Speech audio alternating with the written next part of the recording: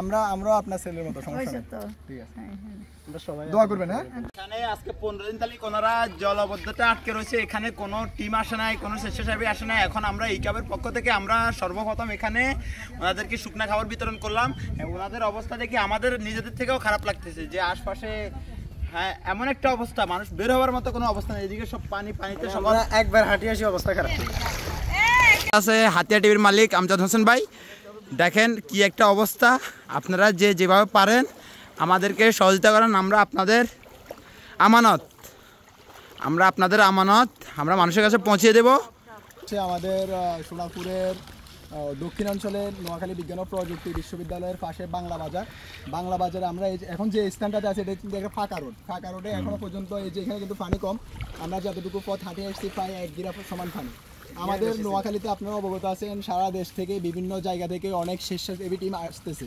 তারা কিন্তু আমাদের এই প্রত্যন্ত অঞ্চল ভালোভাবে চিনে না, জানে না, যার কারণে তারা মেন রোডের পার্শ্ববর্তী যে আমাদের আশ্রয়স্থলগুলো আছে সেগুলোতে ত্রাণ পৌঁছে দেওয়ার চেষ্টা দিতেছে, কিন্তু ভিতরবর্তী যে অঞ্চলগুলো আছে, যে বাড়িগুলো আছে, যে মহল্লাগুলো আছে সেগুলোতে কিন্তু তেমন একটা ত্রাণ যাচ্ছে না। তারা বলার মতো কোনো কিছু খুঁজে পাচ্ছি না। আসলে এমন একটা অবস্থা, মানুষ বাড়ির থেকে বেরোতে পারতেছে না, ঘর থেকে বেরোতে পারতেছে না। পানি আমাদের কতটুকু দেখেন। আমাদের সাথে আছে হাতিয়া টিভির আমজাদ ভাই, হাতিয়া টিভির মালিক। দেখেন কি অবস্থা।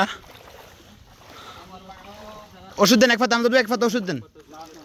আর যদি ওষুধ লাগে আপনারা ওই রুবেল কাকার লগে যোগাযোগ করবেন। রান্না না করে থাকতে হচ্ছে, সাপের ভয়, ঠিকমতো ঘুমাতে পারতেছে না কয়েকদিন যাবৎ পর্যন্ত।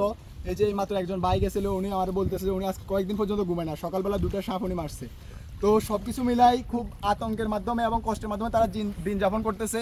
আমরা যারা আসি আমরা আমাদের সর্বোচ্চ চেষ্টা করতেছি সাহায্য করার জন্য।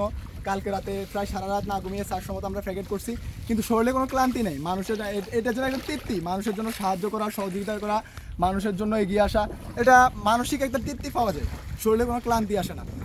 এখন আমরা আসি বাংলা বাজারের পাশে, আশা করি আমরা অতি দ্রুত এই সংকটময় সময় কাটিয়ে উঠতে পারবো, এই প্রাকৃতিক দুর্যোগ আমরা কাটিয়ে উঠতে পারবো।